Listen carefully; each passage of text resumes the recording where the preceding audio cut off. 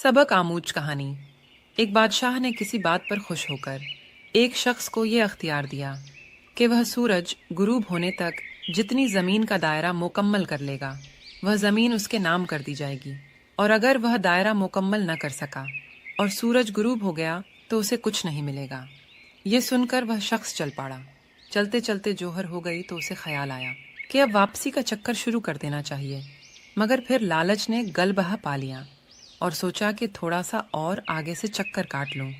फिर वापसी का ख्याल आया तो सामने के खूबसूरत पहाड़ को देखकर उसने सोचा इसको भी अपनी जागीर में शामिल कर लेना चाहिए। अलगरज वापसी का सफ़र काफ़ी देर से शुरू किया। अब वापसी में यूं लगता था जैसे सूरज ने उसके साथ मुसाबकत शुरू कर दी है। वह जितना तेज चलता पता चलता सूरज भी उतना जल्दी ढल रहा है। असर के बाद तो सूरज ढलने की बजाय लगता था पिघलना शुरू हो गया है। वह शख्स दौड़ना शुरू हो गया क्योंकि उसे सब कुछ हाथ से जाता नजर आ रहा था। अब वह अपनी लालच को कोस रहा था, मगर बहुत देर हो चुकी थी। दौड़ते दौड़ते उसका सीना दर्द से फटा जा रहा था, मगर वह था कि बस दौड़े जा रहा था। आखिर सूरज गुरूब हुआ तो वह शख्स इस तरह गिरा कि उसका सर उसके स्टार्टिंग पॉइंट को छू रहा था और पांव वापसी के दायरे को मुकम्मल कर रहे थे। यूं उसकी लाश ने दायरा मुकम्मल कर दिया।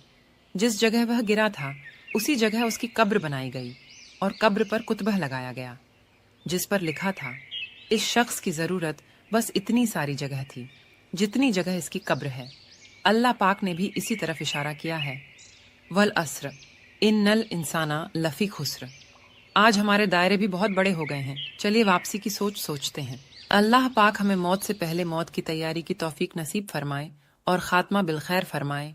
आमीन। जज़ाकल्लाहु खैर।